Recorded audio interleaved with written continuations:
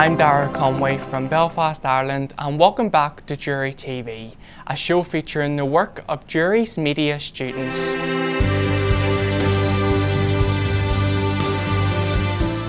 From the beautiful campus of Drury University in Springfield, Missouri, you are watching DUTV. First off, it's a project by Isabel Wadley, who recently returned from a study abroad trip in Paris. Her assignment was to find someone interesting to shoot. Settle in, because it's 11 hours to Paris and you know you're getting close when the pilot starts to speak French. Once you arrive in Paris, prepare for the sounds of a bustling city all around.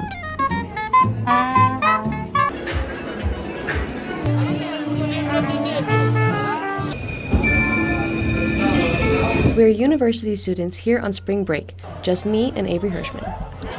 And we've got 6 days to explore one of the most exciting, most beautiful cities on planet Earth. So from the Louvre to Versailles and to Arc de Triomphe, we saw it all. And Paris has everything, from beautiful sights to the most amazing food. From our hotel balcony, we can see the only hill that exists in Paris, and Montmartre, the neighborhood that sits upon it. It's just a 7-minute train ride away, and just like that, we're here.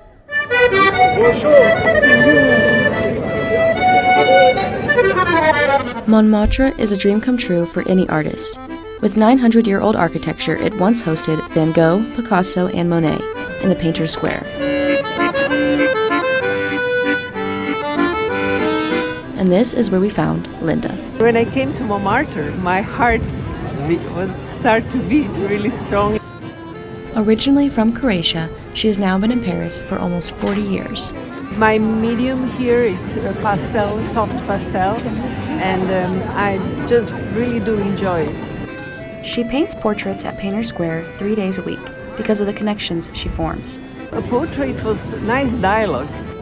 To her, she explains it as an exchange of energy, capturing personality and not just a person. Normal people are afraid of my easel. After spending the afternoon with Linda, we hiked to Sacré-Cœur for the main event. Hundreds of people gather here every day to watch the city lights slowly turn on as the sun sets. As we traveled home, the sights and sounds of Paris stayed with us. Traveling isn't just about visiting new places. It's about immersing ourselves in different cultures and cherishing the privilege of exploration. And these are the memories that will last a lifetime. Thank you, Isabel. Hey, did you know that downtown Springfield has an all-vegan cafe? Yes, it's true, and their cruelty-free bites are turning meat lovers into tofu fans. Ella Mousey took her camera for a taste test. Hey guys, welcome in. In the heart of downtown, right on historic Walnut Street, there's a little cafe called Brunch Box.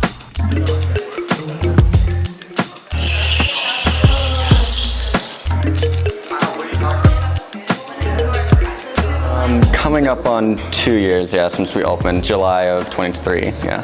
It may sound like just your regular brunch spot, Where they did breakfast and coffee and pastries and stuff. but it's much cooler than that.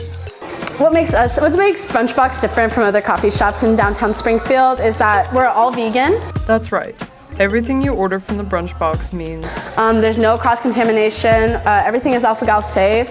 So if you have, big allergies, the only thing we don't really cater to is gluten-free, but we make it work. We make it work. this might not sound super intriguing to everyone, but for a lot of people, it's perfect. We've had regulars since the start, and some of them are like family now. You don't have a lot of vegan options in Springfield, Missouri, so we're just so great to help our community out and be there for everyone. Brunch Box is proof that if you have a problem, sometimes you have to find a solution yourself. The owner and then myself and Fia, our barista, are all vegan, and we have been for 10 years now. A special part of Brunch Box is that it's Women-owned, women-run. It's just really important for inclusivity. and also completely friend and family ran. Especially since all of our staff here, we've all known each other for years and years. When I come into work, what's the thing I look forward to most? That's probably the coworkers. I love these guys. They're my buds. They're my pals. So why should you come to the Brunch Box? Parker says it best. People should should come to Brunchbox because of our wonderful personalities, our great coffee, our great spirit, and our amazing, wonderful food. Supporting local businesses is a great way to give back to the community, so support Brunchbox. Thank you, Ella. Jury's varsity bowling team is back from a trip to the national tournament. Luckily, one of those athletes is also a Jury TV media student. His name is Hayden Barbary, and he filed this report. Every year, collegiate teams from across the nation gather for the Hoosier Classic in Indianapolis, a chance to compete, challenge one another, and push their skills to the limit. The outlook is pretty high. The guys have been putting good time in practice, so our expectation is that we'll do very well.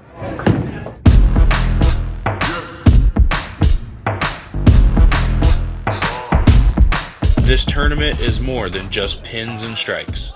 It's an opportunity for the team to grow, learn, and see how they stack up against the best teams in the nation.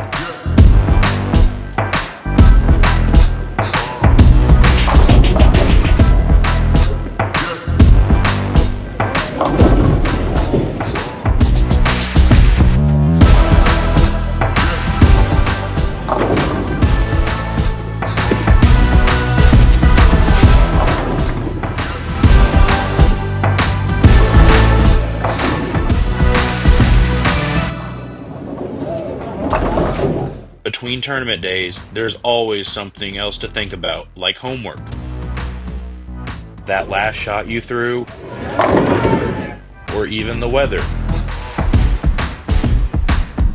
In the end, it's not just the game that matters. It's the journey, the teamwork, and the memories that will carry with them.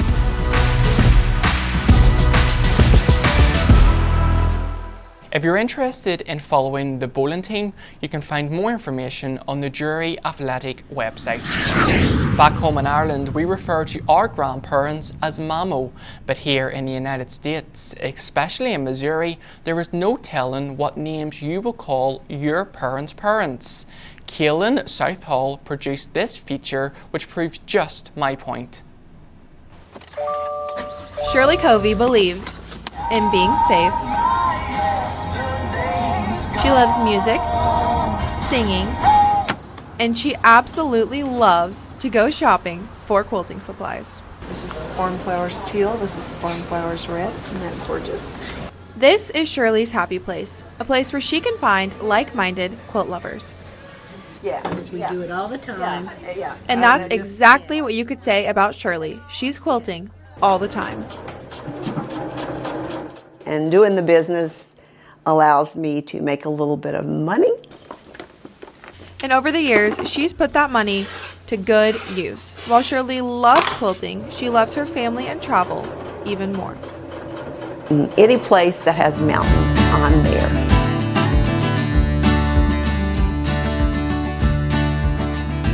We did travel to Alaska as a family. We've done it twice, but that's my favorite place in the whole world.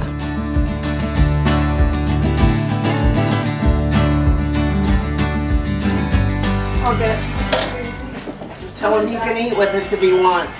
And everyone is always welcome for dinner at Shirley's house. She just absolutely loves to cook for family. And family is very important to this story. Shirley has quilted nearly 50 projects for both friends and family, and this one is just a treasure. This quilt is just a scrappy 9-patch made out of 1930s reproduction fabrics. This is the 50th anniversary quilt for her parents. She even has their picture in it. While that quilt was beloved by Shirley, it's not her magnum opus. You see, Shirley never met her grandmother, because she died when my mom was 17, so before I was born. But not long after she became a mom herself, she was presented with an unexpected link to the past. My mother had these quilt blocks that her mother had made. They were almost 90 years old and laying unfinished in a pile until they were passed down to the granddaughter, who got to not only touch but complete the very quilt her grandmother had started with her own 2 hands. I actually got to finish a quilt that was started by my grandmother probably back in the 40s maybe. This is just one of the reasons why she's everyone's favorite grandma. But they don't call her grandma. Her real name is Gigi. And I know because she's my grandma, too. Who's your favorite grandkid? That's not fair. It's me. Thank you, Kaylin Southall. In these videos assignments, students are allowed to pick any subject. Many times, the best subject for a video story is your classmate. Producer Noah Miles found a student whose hobbies range from an ancient organ to vintage steam engines.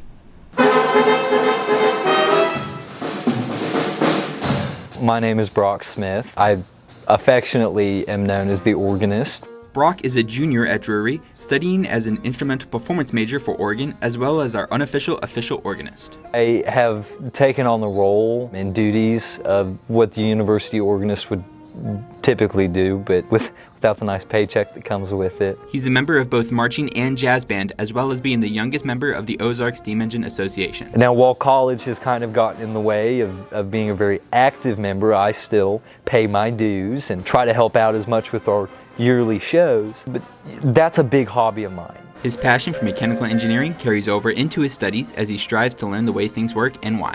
He finds something that he's passionate about, and whether that's steam engines or organs or whatever, he has a passion for that, and that drives his life in a lot of respects. I wanted to know how something worked. I got to figure out how it worked. He keeps himself busy by practicing in Stone Chapel, perfecting his work. He's a person that likes to be a perfectionist. He spends a lot of hours down practicing on the organ, which I think is really cool. It's obviously a passion and a love of his, and he knows excellence. When all is said and done, Brock hopes to continue his work at Quimby Pipe Organs to become a master organ builder so that he may continue to share his love of the craft. As of now, I foresee myself staying there for quite a while and end up being a master here in just a handful of years. I would have liked to have spent my life building organs. That way they can help deliver the message of God and bring dutiful service to so many different congregations and people in all walks of life. It's so nice to see spring arrive here on campus, especially when you think of all the snow we endured back in January. Well, did you forget about that? Well, this story is sure to remind you. It's produced by Ella Mosey, who followed some friends on a winter hike. Yeah, just cooked up some chow.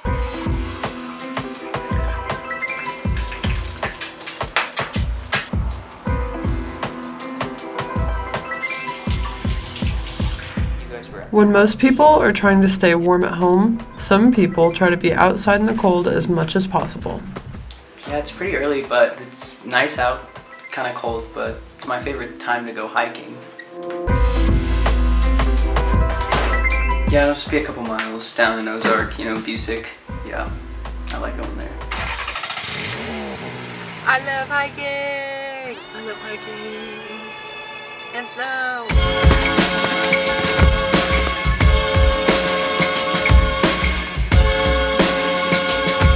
Their growth is due to a change in their genes. We've been friends for like 5 years.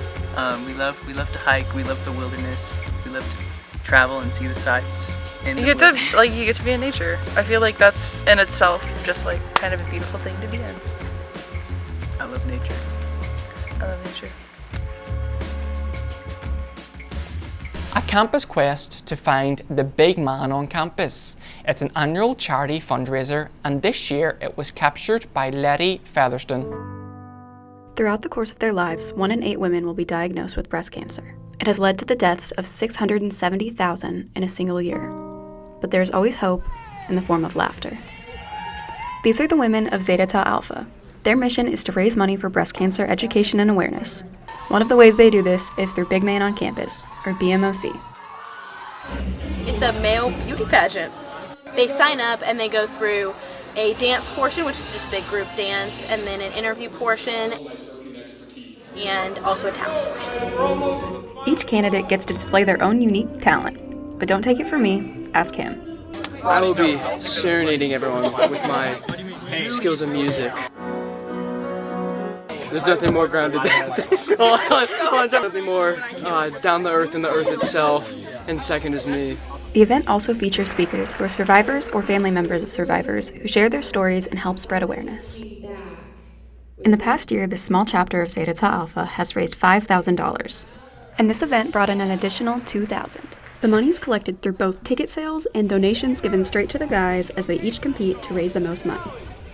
All of the money raised is split between their 3 partnerships: the American Cancer Society, the Breast Cancer Research Foundation, and the NFL. An event like this takes a lot of work to come together. You will get your donation cup. And Director of Philanthropy, Julia Hergot, is the woman behind all of it.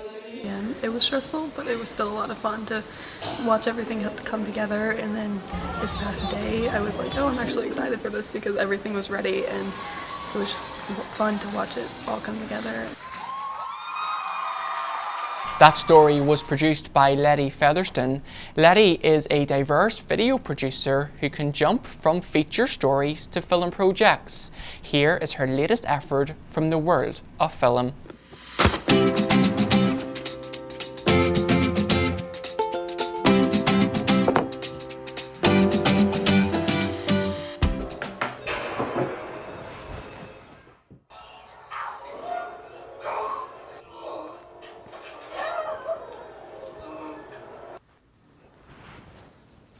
Are you okay?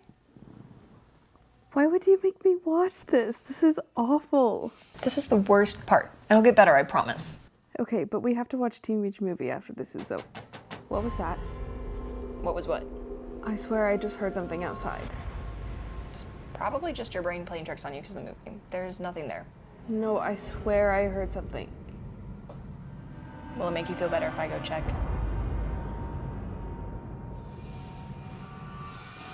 There's nothing out there.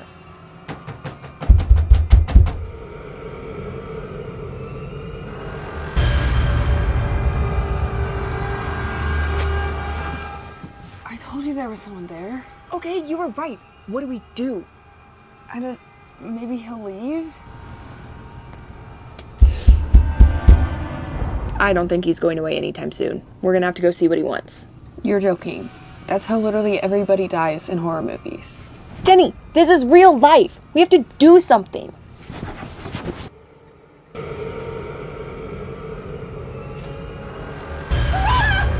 I've been locked outside for 30 minutes. What have you guys been doing in here? And that's a wrap from us here at Jury TV. Whether it's bowling legends, spooky films, or lattes, Jury TV has got a little something for everyone. Thank you for tuning in. Catch you next time. Bye bye.